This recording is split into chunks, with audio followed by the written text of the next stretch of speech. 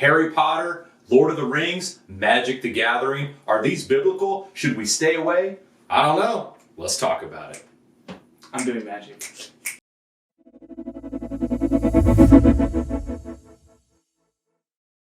Hello, everybody, and welcome back to Becoming Branches. My name is Adam Cook.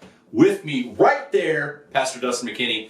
Guys, I want to confess, I was in full meltdown mode last week with the Lions in San Francisco game. Full meltdown. Yeah. In fact, I will confess to all of you, if my children were not in the room with me, it would have been so bad. Well, it made it worse that they did so well in the first half. They were amazing in the first half. Anyway, I know we always talk a little bit about football. I'm still very proud of the Lions. Dan, Coach Campbell did he's turned that around. Culture. It is. It's changed the culture. Lions are an actual team now. Yeah, they're fun to watch. I had a great season. Unfortunately, I could give a rip about the Super Bowl. I don't like either team, and so I'm really bummed out. I don't even know if I'll watch it this year, which is the first time I can say that in a long, long time. But that's not the topic. That's not why you tuned in here. This has nothing to do with the thumbnail, but you know what does? Magic. Yeah. And so have you ever had anyone growing up who was not allowed to watch like certain movies like Harry Potter, Lord of the Rings? Yes. I had two close friends that were not allowed to watch. What were the reasoning? They just felt that it was, to them, anything magic was demonic in nature. Wow, okay. And so they just chose to not be part of it.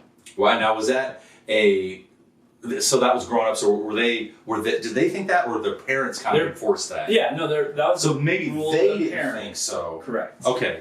I had a couple, I don't know if it was demonic or it was just down the road of that witchcraft kind of sorcery. And that's kind of what we're talking about today. We're just kind of introducing the series. Magic the Gathering is a very popular card game. D&D is a very popular tabletop game with a GM, and they kind of write this awesome story, and then you have these players, and it takes 6 hours to do 2 moves, and you got to roll. So we have a group at our church that does that. You guys might be D&D fans. You guys might do that.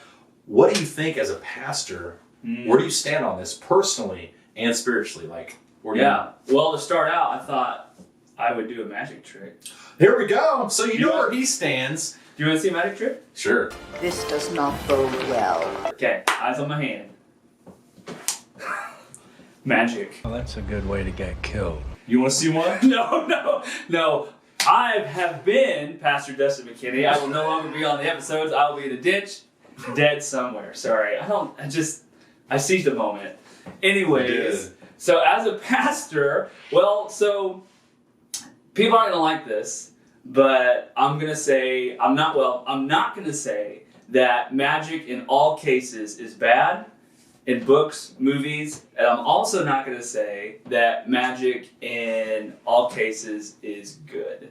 Okay. So I'm going to be that guy who's going to be in the middle of the road. So like it or not, that's where I stand. So I'll kind of ask you first before I dive directly into it. So, of the books you've read or movies you've watched, so things like Star Wars, they have the Force, right? Yeah. Lord of the Rings, there's wizards. Harry Potter, obviously, there's lots of wizards, magics, because it's plural. With an IX, magics. Yes. And then you have incredibly symbolic Christian novels like Lion, the Witch, and the Wardrobe that also has magic. So where would you draw a line? That's a good question. I think you can, let's take Harry Potter, for example, because I think if anything would even and I'm not saying it is, even come close to crossing the line is when you get into dark magic, dark sorcery, dark lord, that kind of, because the imagery of that, right, is darker by nature, is a character who wants absolute power, absolute control. He wants to be worshipped. He wants to be idolized. I guess you could stretch it to the Lord of the Rings, Sauron imagery of I want to rule. I'm the king of Lord of Darkness. I get, and that's a stretch because I love those movies. And if I speak against Lord of the Rings, I'll be in the ditch next to you. Yes, you will. Yeah, because my wife, knife in the back. Yeah, my wife loves Lord of the Rings. This topic honestly is close to me as Christians versus is it okay to have a beer? I think this is the same topic. Mm-hmm. I think you have to go on personal conviction. I think if you have a problem with watching Lord of the Rings, playing Magic, and you take it to this level, you know if you're taking it to an unhealthy level. You know if you're taking drinking to an unhealthy level. Having a beer with a buddy or having 6, that's a big difference. Yeah. You are making that choice to take this to an unhealthy level. So I think the same thing applies. You can take this Lord of the Rings or Magic or whatever into an unhealthy level, but I think in general, I think it's totally fine. Yeah, I fully agree. I think if the Spirit were to lead you and tell you to do something, or if the Spirit leads you and tells you not to do something, and you do the opposite of what the Spirit's leading, it can be a sin for you when it's not a sin for somebody else if the Spirit's not leading in the same direction. I think the Bible gives us some really good, solid principles to look at, and I think the first thing we have to do, though, is define this term of magic, because the way the Old Testament would have used it is probably a little bit different than how we would have used it today. So anything that upsets the natural order, right? Things that do not seem to coincide with the natural laws of physics, gravity, all this good stuff. Anything that defies that, sometimes people will claim that to be magic. Well, if that's the case, you could claim what Jesus did was magic, but what Jesus did was not magic. Mm-hmm. Jesus performed miracles through a power source that was natural to him.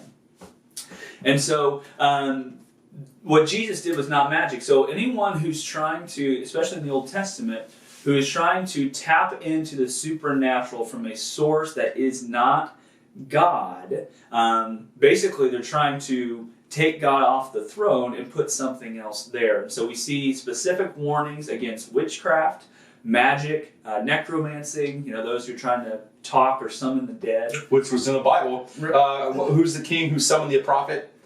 Well, Saul wants to have Samuel. But he went to see... both comes in appears. So the thing about all this topic is demonic influence and power is real. Look at what happened with Moses and Pharaoh. They threw down their staffs. Yeah. They also turned water into blood. They also did things, but now some people would argue, well, God allowed those things so he can ultimately have his glory, which is true. God's ultimately going to get the glory, but there's principalities of the air, and Satan does have powers to manipulate and to reproduce. Now, they're never going to be the quality of God's. That's why the staff were eaten. Everything that they tried to produce was ultimately defeated. Yeah.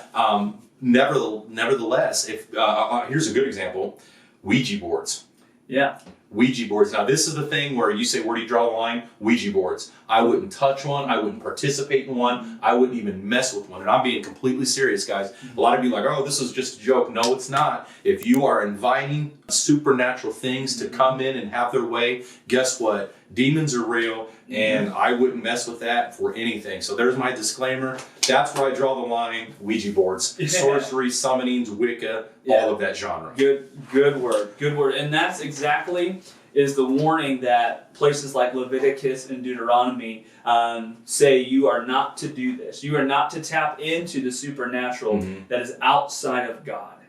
And so today, when we're looking at magic in fiction, that's what I think is the important piece, that I know this is a work of fiction. This is not something that is real. This is not a power source that I'm tapping into. So I think even like Christian apologists and writers like C.S. Lewis in Lion, the Witch, and the Wardrobe uses magic in his book. It's a work of fiction. And ultimately, C.S. Lewis, it's mostly his writings are symbolic. It's a lot of symbolism pointing to Christ. Sure. But I think there are some important things to be careful of. One, age. So children and how soon are they introduced to things like this? Do they understand the difference between reality and fiction? So, a kid who, and I remember one of the families I told you who had nothing to do with it, there was a show that, so my friend's younger brother, his name was Ezra, he had curly red hair, I still remember, he had, for whatever reason, had started watching this show, and in this show, one of the characters was casting spells on somebody. And he started to do the same thing. He started acting like he was casting spells, and that, I was in full agreement. They were like, whatever this show is, we're not watching it anymore. Right. And I fully support that because he was not at an age that he understood what was happening, did not understand even where these casting of spells, that actually can be a very real thing. Because like you said, there are real powers of darkness that exist. Yeah. And so I think that having magic and fantasy and fiction, I don't have a problem with it. If the Spirit's leading you in a different direction, I think you need to be obedient to that. But I've read lots of Christian fiction, fantasy, even non-Christian fantasy. I've never felt tempted to start witchcraft or to get into those dark arts. I've never been convicted of that. And things like G.K. Chesterton. So G.K. Chesterton, Christian apologist, Christian writer. And one of the things that he often writes about is legalism in the Christian world, that we try to put rules on every little thing. And this is, by the way, this is not a salvation issue, unless you're practicing witchcraft. That might be a salvation issue. But reading about magic in fiction literature, this is not a salvation issue. But we still want to get it right and we want to honor God. Sure. But G.K. Chesterton said we've gone so legalistic that we don't even appreciate the intricacies and mysteries of God because we've removed so much of the impossible that we don't even look at God in the same way anymore, that we should awe Him or revere Him because He is something that we don't understand. And there's a great book that I recommend. It's called The Man That Was Thursday. Spoiler alert, this main guy that these detectives are trying to chase, are trying to find out, they're chasing him, and all of a sudden he like grows super large, and then he's like walking on air, and then the next minute he's riding an elephant. And the whole point of the book is like, God can do whatever He wants. Like we need to get out of some of the legalism and start to open our mind to God is incredibly big, and we don't have to be afraid of things just because we don't understand it. That's good stuff. Yeah, so again, this is just an intro to this topic. Our next episode, we are going to have two D&D brothers that play here at our local church here in Danville. They're going to be coming on the show, and we're going to go a lot further into specifically D&D. I know that's have you ever played D&D?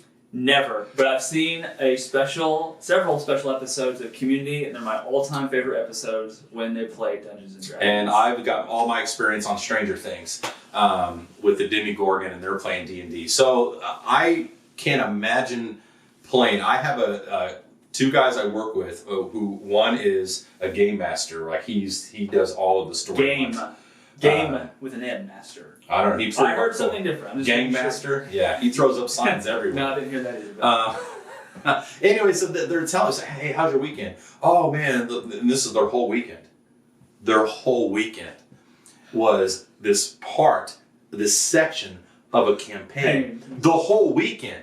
Guys, Friday to like Sunday night at bedtime, I couldn't do it. They were rolling against these undead troll things that were coming out of the water to open up this chest to go to a cottage. The whole weekend was this. And I'm like, hey, wait a minute.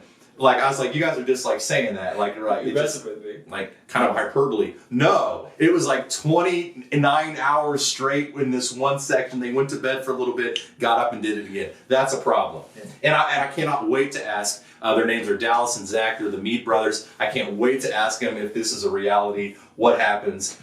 So I'm looking forward to that. I hope you're looking forward to that. So just, if you guys have any comments or questions about this, if you guys play D&D, Magic, do you guys have any opinions at this, drop a comment. We'd love to look through them, read over them. This is just going to be a fun little series on Becoming Branches, guys. So stick with us, and we're going to get a lot further into the world of magic. See you next time.